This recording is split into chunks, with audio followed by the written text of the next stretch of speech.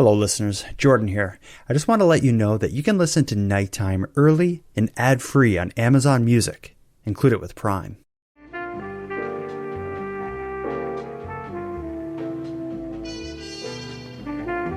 You are listening to Canadian Gothic, a series by the Nighttime Podcast.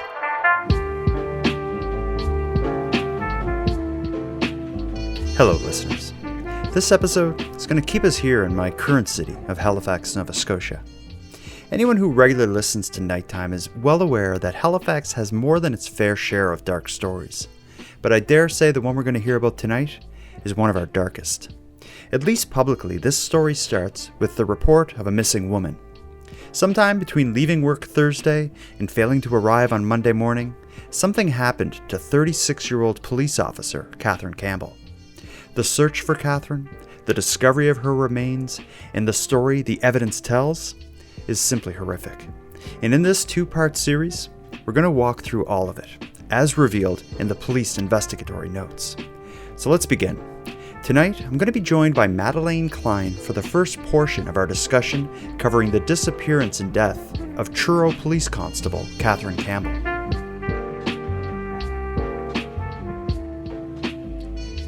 Ms. Madelayne Kline, how are you this wonderful summer night in July? I'm dandy. I always introduce you with Ms. Madelayne Kline. A married woman is Miss or Mrs.? Mrs. or Ms. Ms. Miss is unmarried.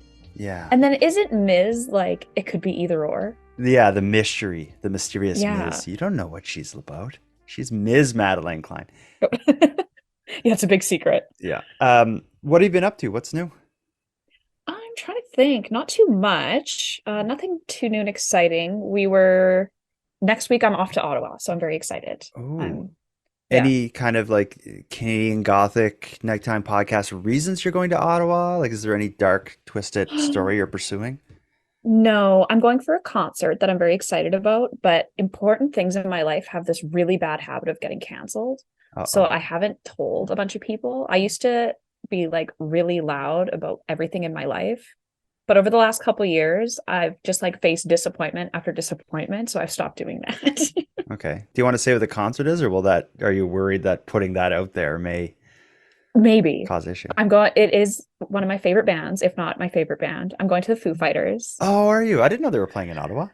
They're playing at the Ottawa Blues Fest. Oh, cool. So Wow. I'm surprised I missed the news of Foo Fighters playing, but I guess I would only have known if you had told me about it, and you've been keeping your cards close to your chest for fear right. of backlash from the cosmos.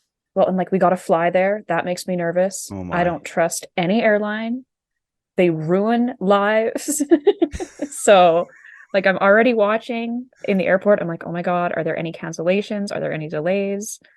Okay. So I've only got 3 more days until we leave, and things are looking good. Okay. So I yeah, got my fingers and toes crossed for you. thank you. When I ask what's going on, usually you struggle to come up with something. So my backup question is, have you watched any good documentaries? Do you want to say anything about anything you've been watching? No, I haven't really been watching anything new. Just Seinfeld, as per always. Well, that's a good like fallback. You know, if you got nothing else to watch, that's me and X-Files. It's like, oh, there's nothing to watch. X-Files. Oh, comfort shows, nothing beats them. You're gonna need a comfort show after tonight, because the story we're talking. That's our segue. Because the story we're talking about is awful, and it's awful for me for a bunch of reasons, but one is this takes place like in my neighborhood. So much of the story we're going to get into involves like intersections right by my house and places that I drive by every day, which is really strange. But this is a story that I've put off covering for a long time for no good reason. It's been requested many times. This story being the murder of Catherine Campbell has been requested many times, and I've just always, for whatever reason, have never gotten to it. And for some other whatever reason, I brought it up with you recently and realized that you didn't know this story. This is news to you. Yeah, I had no idea. And it's after reading about it, I don't know why it wasn't bigger national news, just because it's so wild. Mm-hmm. It's strange because this story involves the murder of a police officer, albeit an off-duty police officer. It involves the ever controversial and oftentimes disturbing rough sex defense, which comes up in several cases and is It awful. does? I've come through many cases that involve the defense of rough sex, but we'll get into that more.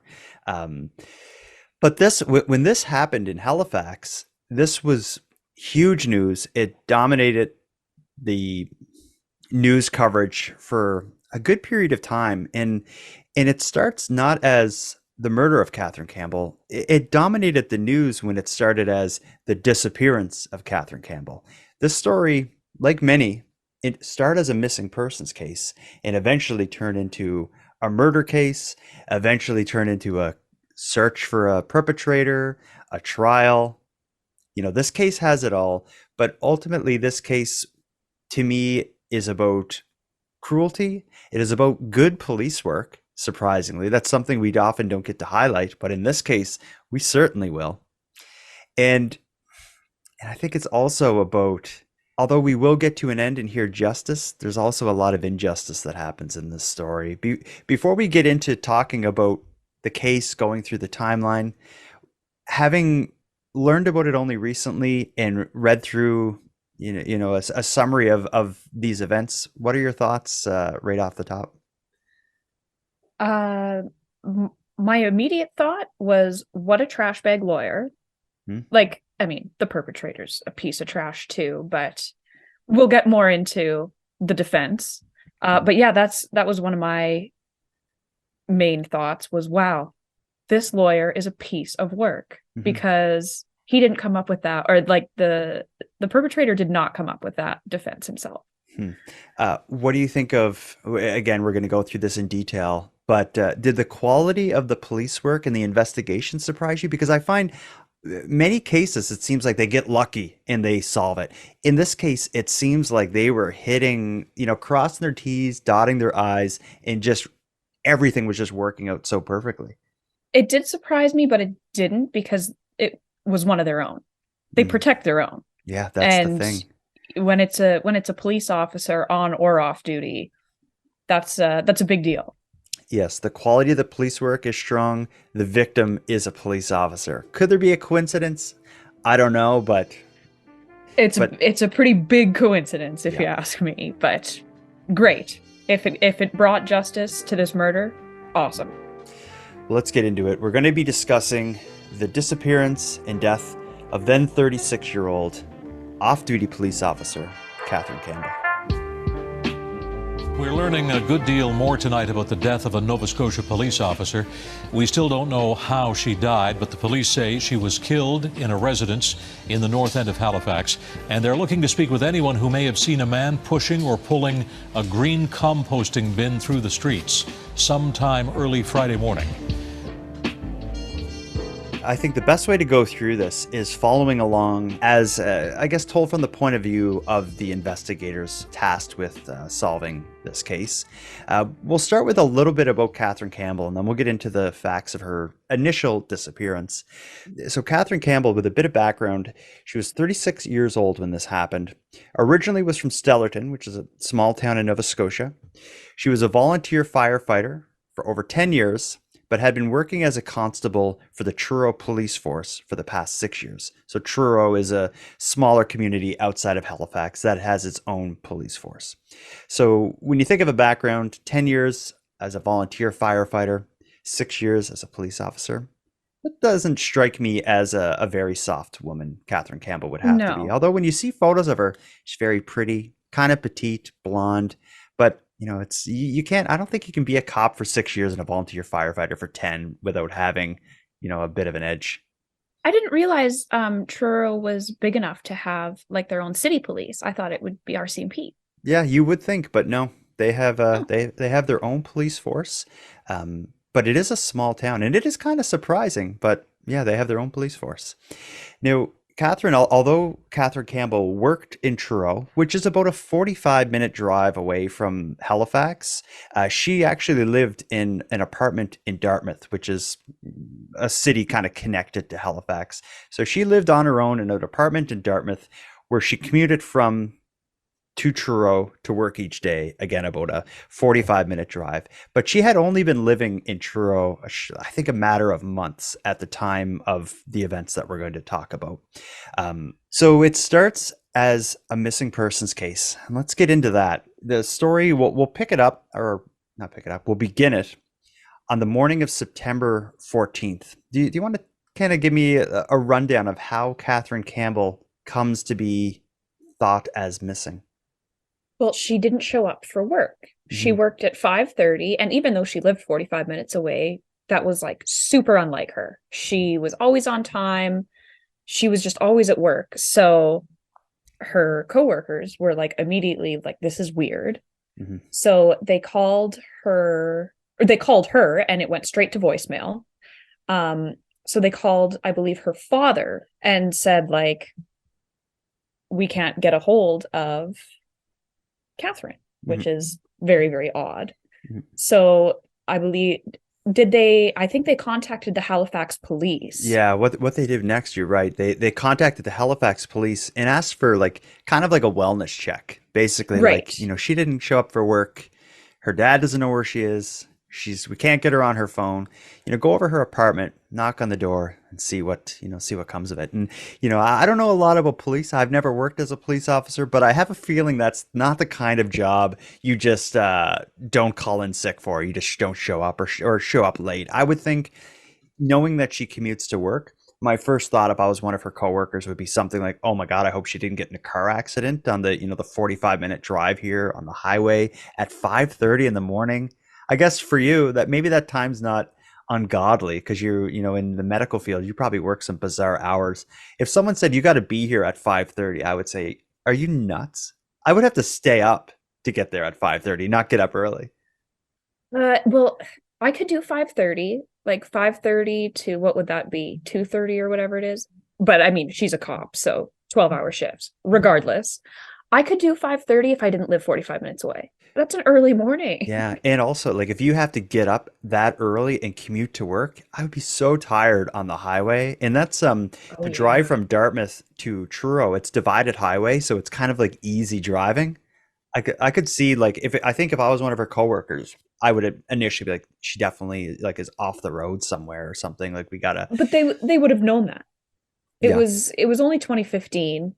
The cops have their, like, a 911 call would have come in from someone. That's a good. So I think they would have been notified of an accident. Yeah, I don't know how many cars would be on the road at 5:30 though. I would be worried. That's as I was reading it, I'm thinking that's definitely where my mind would go. But regardless, they contact the Halifax police and ask for a wellness check on Constable Campbell's apartment. Halifax police send some officers over. They approach her apartment, knock on the door, no answer, and ring the doorbell, no answer. They check the parking lot. They see her vehicle there, locked, which is an interesting sign, because, like, shouldn't she be driving that to work? Or inside of her home, if it's here. Yeah. And they, fortunately, they are able to reach the superintendent. A lot of apartments, like, will have like a buzzer, super. For the super, they get the superintendent, who seems quite helpful, because what the superintendent does is open the door and let them in to her apartment. I don't know if that would be typical, but maybe when the police show up looking for another police officer, maybe it's a bit, he's just like, I'm just going to open this and do your thing. Right. This doesn't need 24 hours notice. I'll just let you in. Yeah. What this, entering her apartment though, make things look a little worse. What they find is the apartment's tidy. The TV is on, and her alarm clock is just ringing. And her two cats had empty food and water bowls. Yeah. Oh, yeah. I remember when I read that detail. I actually thought of your sweet cats. Poor little things. As someone wondering where their mom is. Oh, as someone with cats, what does that tell you? That the cat bowls are empty? Oh, alarm bells. Right up, like, not only the hungry cats, but the alarm clock going off really resonates with me, because I always remember, I have two older siblings and they both are asthmatic. And every so often in childhood, dad was usually out of town for work, so it was just mom at home. But every so often I would get up in the morning and mom's bed would still be made, but her alarm clock would be going off. And then I'd know that they had to go to the hospital. last night after I went to sleep because someone probably had an asthma attack. Wow. Okay. So that's like, if an alarm clock's going off and the bed is unmade, is made, that's not good. No one's been there. Yeah, something weird happened the night before. Now, keep in mind, this is Monday morning because we're going to start going back in time because we're going to follow along with the investigation into initially where Catherine Campbell is.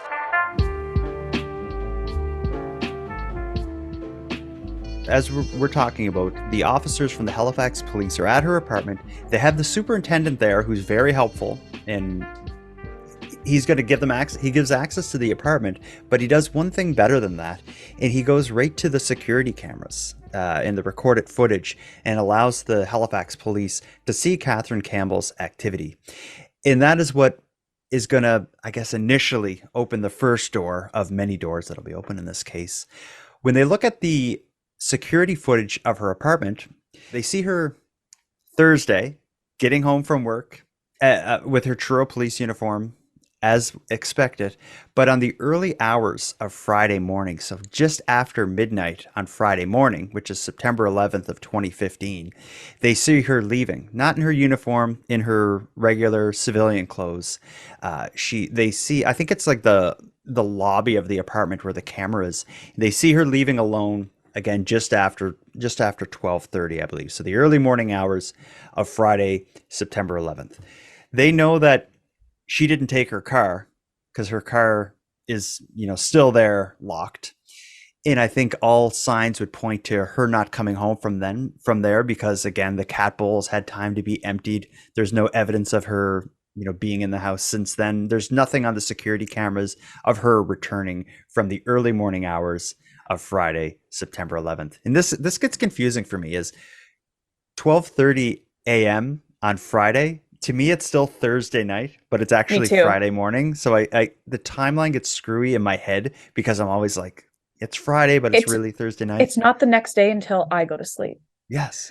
And isn't that, as someone who covers true crime cases, when things happen after midnight, but not like, after 9 a.m. that day, it just messes with me. Yeah, absolutely. Mm-hmm. So they have the security footage showing her early Friday morning leaving, but they continue to dig for more information. Her laptop is sitting there open. They're able to look at her laptop, as well as they get like a police kind of like digital specialist to go through her laptop. And they do this very quickly. And this is all happening Monday. They examine her computer and social media and find that one of the last things she did was searched a phone number for a taxi company. And she would have done this Friday shortly before she was seen walking through the lobby of her apartment building. So we kind of have the next step, or the next open door for police investigators tracking down where is Catherine Campbell and why was she not at work. They have the name of the cab company. So, of course, they give that cab company a call to find out about picking up a fare at an apartment in Dartmouth, 12:30 early Friday morning. And they find out where she left for. As someone who isn't from Halifax, let's hear you explain this. Where did the cab company take Catherine to? They took her to the Ale House in downtown Halifax. So at about 12:45 a.m., she was alone. The cab driver said that she, explained to the cab driver she's a police officer. She had a long week, and she was going out solo just to kind of unwind. And then so he drops her off at the Ale House. You're familiar. How long would it take to get from those apartments to downtown? That's 15 minutes or something like that. Okay. Yeah, not a long drive, but going from Dartmouth to Halifax, those two cities are kind of like brother, sister city next to each other with a harbor in the middle. So you got to cross a bridge to get over there. It would have been like a 10 or 15 minute drive. In the Ale House, for someone who's not familiar with Halifax, it's kind of like an institution, landmark kind of place downtown Halifax. It's a bar, pub kind of place that had been open since I moved here in 2000, but it's a very old building. It's very popular, and it kind of caters to a slightly older crowd. Like a lot of bars in Halifax, it's a university city, so a lot of bars are jammed with like 19, 20, 21 year olds. The ale house would be more like 30 to 40-year olds would feel more like, this is our demographic.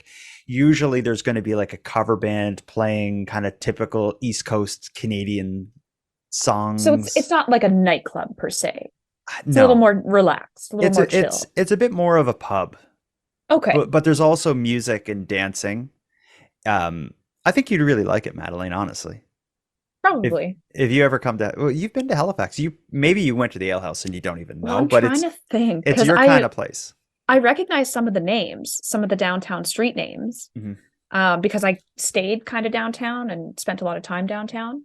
Okay. But yeah, I only remember a few of the bars and restaurants I went to. I might have been there at one Okay. point. Um, well, she got dropped off at the ale house alone.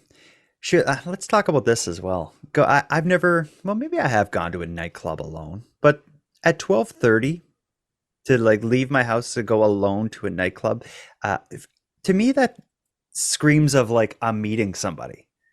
I was just gonna say that. Like I've gone to a bar with a friend and then left alone to go to another bar, but leaving my house at damn near 1 o'clock in the morning Mhm. just to go out, I like you cannot convince me that that wasn't planned with someone. She was And going to meet someone. that's how I feel too. Police now know where she went, so their next step is to send officers to the ale house as it opens on Monday to talk to some people in there about did they see Catherine Campbell on Friday night? Because again, we're jumping, or Friday morning, late Thursday night. We're jumping back and forth to time because they're investigating her not appearing for work on Monday. So it's now, I think, probably around noon on Monday that they actually make it to the ale house, knowing that Catherine got dropped off there Friday. And they're kind of following her last known whereabouts, which at this point would have been leaving her apartment, getting in the cab. They go to the ale house and they ask staff, we're looking for a young blonde woman who was here Friday night that is an off-duty police officer that didn't show up for work. They wouldn't remember who rolled through their bar 3 or 4 nights ago, but much like at Catherine's apartment building, the bar has CCTV cameras, security cameras all throughout it and on some parts of the exterior of the building. The staff are kind enough to give police access to their security cameras. And that's when the next, I guess, break in the case in the search for Catherine Campbell takes place.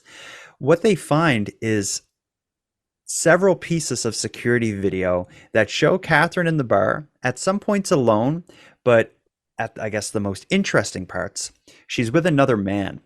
And when I say with another man, it's like they're, I guess, kids would say like they were all over each other. They're like kind of like dirty dancing, leaning against a pole, like making out. He has his hands all over her.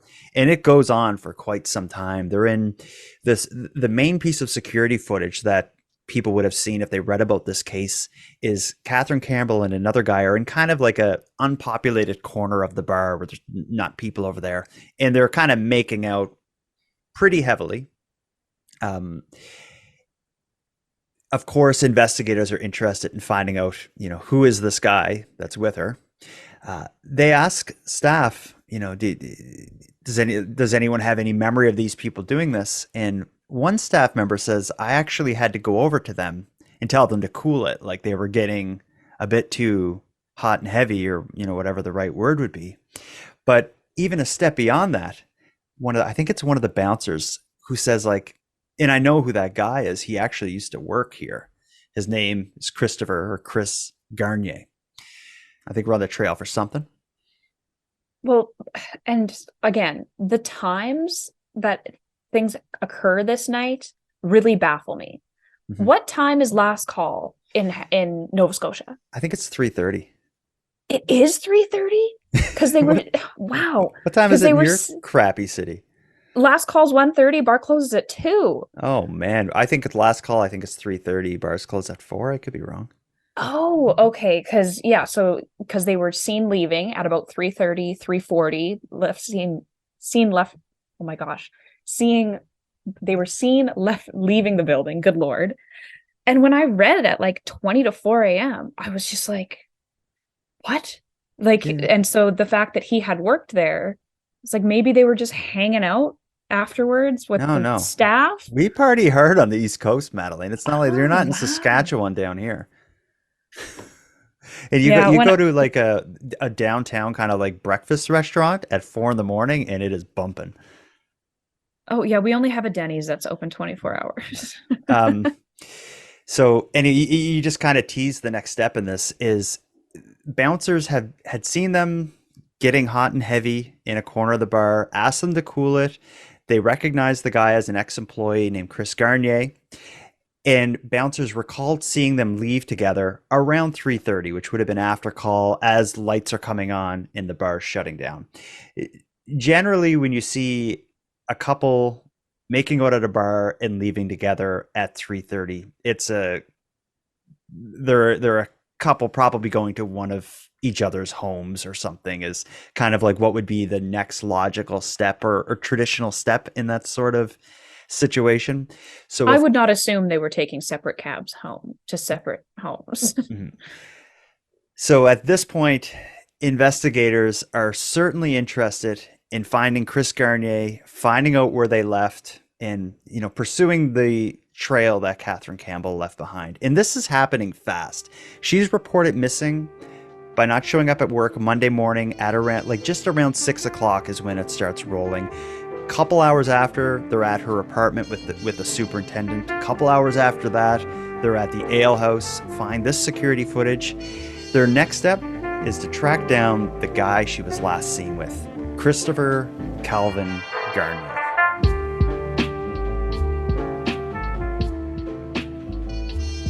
Chris Garnier, at the time that this took place, he was like my neighbor. Like this, at the time that this happened, I lived 2 blocks away from him. When they describe, when I'm reading the news and when this was all happening, I was seeing his house, and news crews around it and stuff at this time, because I'm like right there. But Chris Garnier, born November 30th in 87. He was born in Calgary, but he grew up, like I did, in beautiful Cape Breton Island, Nova Scotia. As a younger man, he was involved in the Air Cadets, and just like Catherine Campbell, he too was a volunteer firefighter. So there was some kind of connections there, and I mention that because there's going to be a discussion about if they even knew each other. I just find it's interesting that they were both volunteer firefighters, which isn't the kind of thing where you could just like grab 2 people from a crowd and they'd both be like, we are both volunteer firefighters. Like, it's not that common. But anyway, they were both volunteer firefighters. But Chris Garnier, if you think of what he did for a living, he kind of went through a variety of jobs. He was a personal trainer, like a good shape guy. Of course, he worked at the ale house at one point, but he worked at several other bars and restaurants around Halifax. But lastly, and this is an odd thing. So this is all happening Monday when Catherine doesn't show up for work. Coincidentally, Chris Garnier is starting a new job Monday morning. The day she is reported missing is his first day at a new job selling fire safety equipment in Dartmouth, actually, not far from where she lived. He had a job started his new job selling fire equipment, which is just weird kind of timing. But police got to talk to this guy. They first are able to figure out who he is and where he is early Tuesday morning. So all that investigation happens Monday. It's early Tuesday morning where they're able to track him down and talk to him. It's his second day at work. So he shows up for work Tuesday morning with his new office, second day there. He's only in the building for a couple minutes before police officers from the Halifax Police Department show up at the front desk saying, like, can we talk to a Chris Garnier? Because I think people at the front desk, like, I don't know anyone named Chris. Oh, the new guy. Man, that must have been a bizarre, like for everyone there, that must have been. Could you imagine? Pretty bizarre. Do you want to walk us through kind of his initial his initial story to them? So they talk to him, and he says that he had broken up with his girlfriend like days before. Yeah, I think they broke up like Wednesday or Thursday of the week. Like something like that. yeah. But had since patched things up. Mm-hmm. When they ask him about the events of Thursday night, Friday morning, he said that he did go to the bar with his friends and he was going to stay at his friend's house because of this breakup. His friend that he had initially went with got a little bit too rowdy and ended up getting arrested and thrown into the drunk tank. He stayed behind alone, and he went back to his friend's house alone and went to sleep and woke up the next morning and I think went to his dad's alone. Yeah, nothing weird happened, according to Chris Garnier. Police, I'm sure at this point, they know something's up. They have I don't think Chris Garnier knows at this point that they have video of him with Catherine making out with her, as well as the bouncer saying like they left together. Because according to him, he went to the bar with a couple friends. His friends got arrested for being drunk and got taken to the drunk tank. And Chris Garnier stayed alone at the bar afterwards for a little bit, and then went home to his buddy's house, or went back to his buddy's house as initially planned while his buddy was in the drunk tank, and nothing weird happened. But what the next piece of police work, I guess, that will progress this story is Chris Garnier says, I was at the bar with my friend who got arrested and I stayed at my friend's house. So of course the cop is going to say, who's your friend? And his friend is a guy named Mitch DeVoe, who is a longtime friend of Chris Garnier's. They've been friends since they were like teenagers. So police officers, I'm sure, are thinking, let's talk to Mitch DeVoe and see what he has to say. Before police even contact Mitch DeVoe, he gets a call from Chris Garnier, who even says like, yeah, the cops were here about something. You may hear from them, but it's nothing big. It's all good. And according to Mitch DeVoe, Chris Garnier didn't seem razzled by this. But regardless, shortly after, as expected, Mitch DeVoe gets a call from the police. It's now Tuesday afternoon. So Tuesday morning, they speak with Chris Garnier outside his new job. Tuesday early afternoon, they show up at Mitch DeVoe's house. When they ask Mitch DeVoe's his account of the events of late Thursday night into Friday morning, much like Chris Garnier said, he describes Chris broke up with his girlfriend, so he was going to spend the night here. We hung out, had a few drinks, smoked some weed. We went to the bar together. I don't know exactly what happened because I drank too much, is what Mitch DeVoe says. He says, I don't even remember being at the ale house. I remember being at some other bar and then waking up in the drunk tank, coming home to my apartment, and Chris was like asleep on the couch as planned. I went in my bedroom and Chris got up and left. But he does give a bit more information. So up until this point, it's kind of corroborating Chris's story. But he does say something else that I guess leads some suspicion. Do you recall what that is? Well, before they left, Mitch made up like the pull-out sofa bed for him, which is fine. And then when Mitch gets home the next morning, I believe Chris isn't sleeping on it. He's sleeping on like an adjacent couch or a different couch. Mm-hmm. So, and he notices like the mattress and the blankets that were on it are just gone. Mm-hmm. And so when he asks Chris about this, Chris says, oh yeah, like I threw up on them, so I threw them out. Which is like, really? Yeah. So according to Mitch DeVoe, Chris wasn't sleeping on the polo couch. He was on the polo mattress or whatever. Instead, he was on a different couch. The mattress and its blankets were gone. Chris says he puked on them and chucked them and said, like, I'll replace them. And I think according to Mitch DeVoe, what he told police is like, I didn't like question him because I kind of felt like maybe he was embarrassed. Yeah. And I can see being embarrassed and even throwing out the mattress, because even the way the article described it, it was like thin and kind of like worn. So that's fine. Mm-hmm. But like the blankets too, really? Yeah. You didn't just throw those in the wash. Like if that was you, if you had a friend stay over and that happened, How would you react? And they're like, I What threw is away the wrong with mattress and you? the blanket. Yeah, that's kind of what I'd say. But I'd be like, you threw away a mattress. If I had to throw away a mattress, I don't know where to even begin with that. Like, are we talking like a prison cot mattress? Because why else, where else would that be plausible? And my blankets. I would be very, very mad about my blankets. You have nice blankets. I guess. I'm a blanket person. Well, it's just it's odd. If you're an investigator investigating a missing woman, and you get to the part where the guy that was last with her threw away a mattress and blankets, are you like, okay, we're cooking now? Something's, yeah. If there weren't red flags before, there are now. Mhm. But we can't fault his friend, Mitch. He's a dude. He was probably like, oh, yeah, whatever. Replace it, and I'm happy. Yeah, I guess I Yeah. could. Maybe if this is an easygoing fella, We're I talking think. about someone who just spent the night in the drunk tank. I think he's got bigger problems. Yeah, than his missing sheets from his pullout. Exactly. Yeah. So here's where the next big break comes in. So now they seem to know where Chris Garnier spent the night, which is at Mitch DeVoe's house. Mitch was in the drunk tank, so Chris had the place to himself.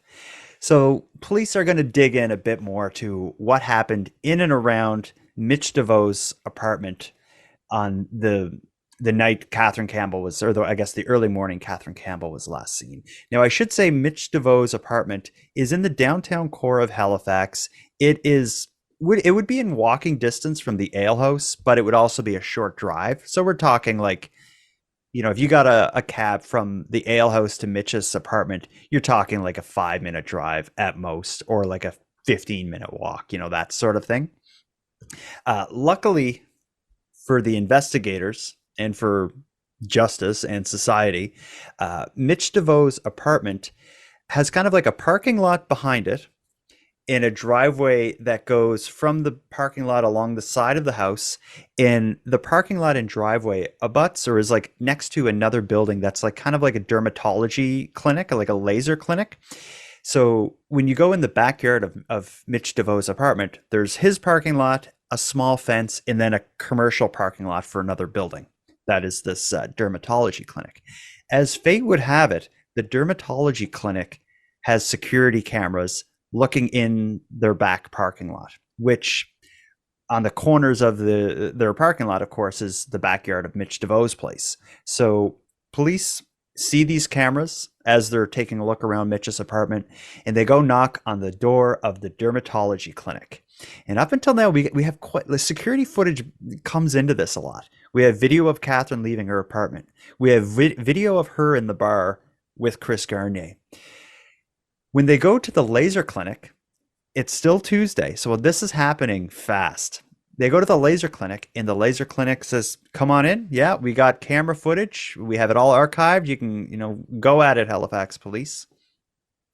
Of course, Halifax police really want to see what happened late Friday night.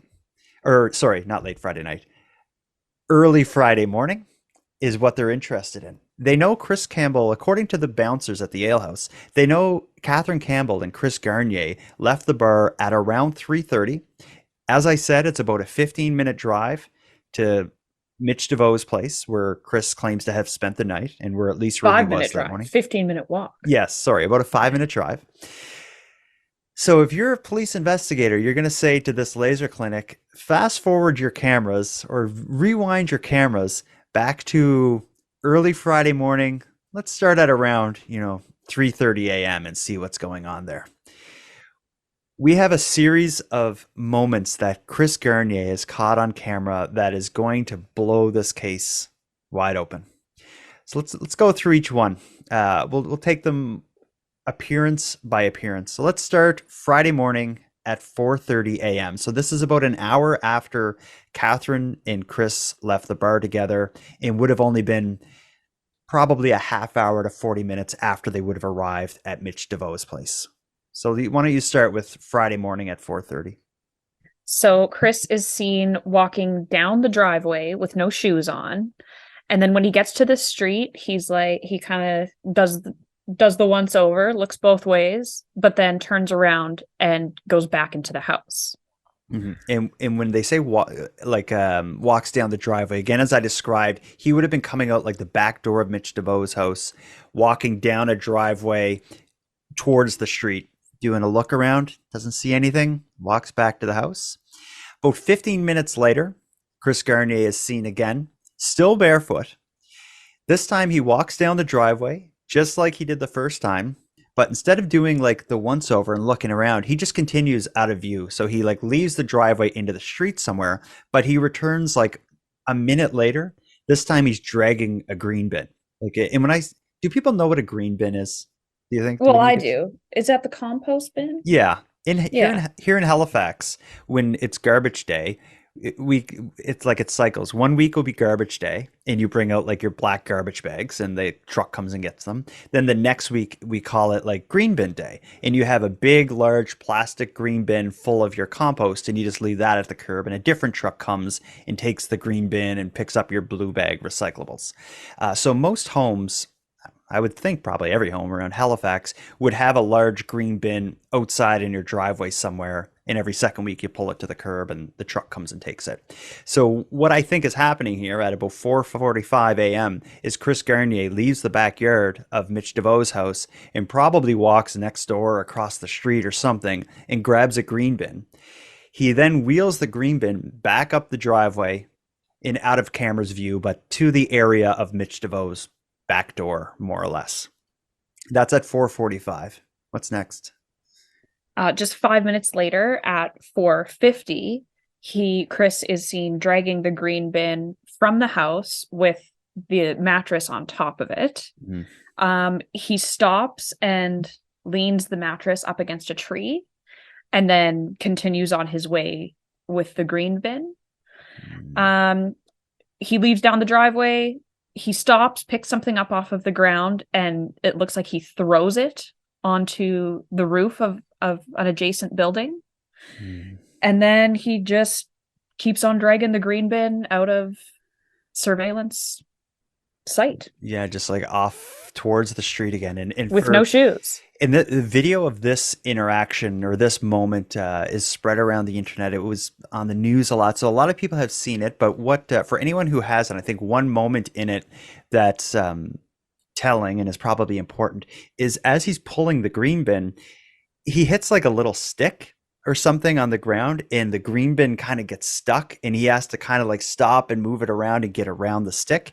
If anyone has a green bin, generally you can just roll it over stuff because it has little wheels on it. But if your green bin is full, like let's say you mowed your lawn, you put the clippings in there and the thing is heavy, the wheels are only small, so it can get stuck on stuff when it's heavy. So seeing him get stuck and have to move it around awkwardly tells me that this green bin had some weight in it.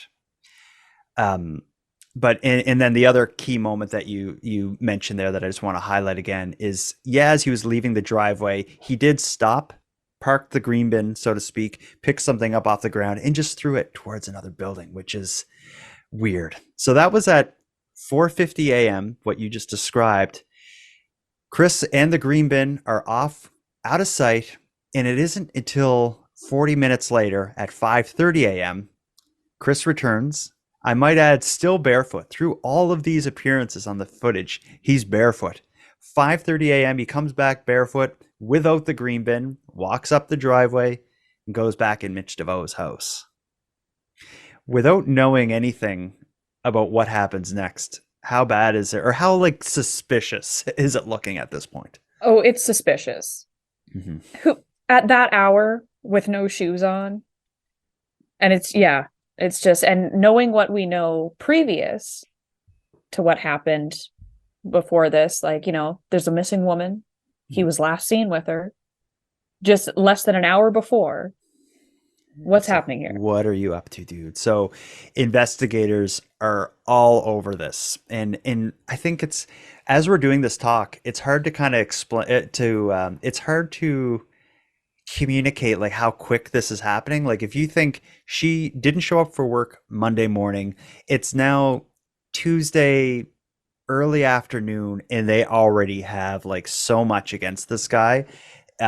And they're all over it. They're on his trail. Yeah. I should also add, it's at about this point that the police also order surveillance to follow Chris Garnier while they're doing this investigation. So at this point, they're narrowing down on him, and they're closely catching up with Catherine Campbell's last known whereabouts. So it's around this point on Tuesday that Chris Garnier starts being watched. He's still back at his new job on his second day working his shift as all this is happening in and around Mitch DeVoe's house. So police now, with everything that was just described, of course the next step is we got to start checking green bins.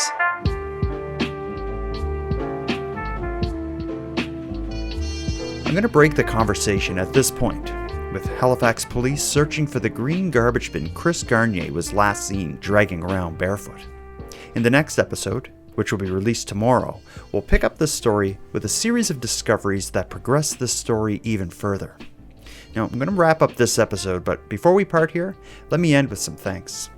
First, a big thanks to Monty Datta for contributing the music for this episode, a thanks to Madelayne for joining us here, and a shout out to LJ from the Dystopian Simulation podcast, who provides my intro and outro voiceovers.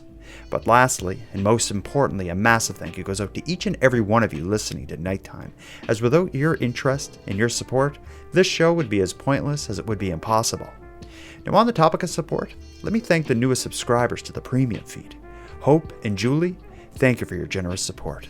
And for anyone else who'd like to support the creation of the show, you can help out in a variety of ways. First of all, a premium feed subscription costs only a couple dollars a month and gives you the episodes 2 days early, gives them to you ad-free, and gives you a full back catalog of Nighttime podcast episodes. If that sounds good to you, you can go premium now at patreon.com/nighttimepodcast.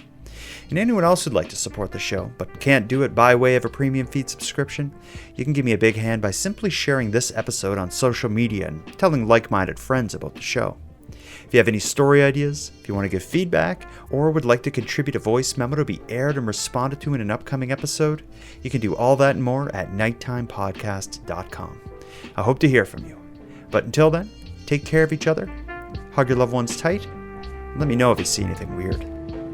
The Nighttime Podcast is written, hosted, and produced by Jordan Bonaparte.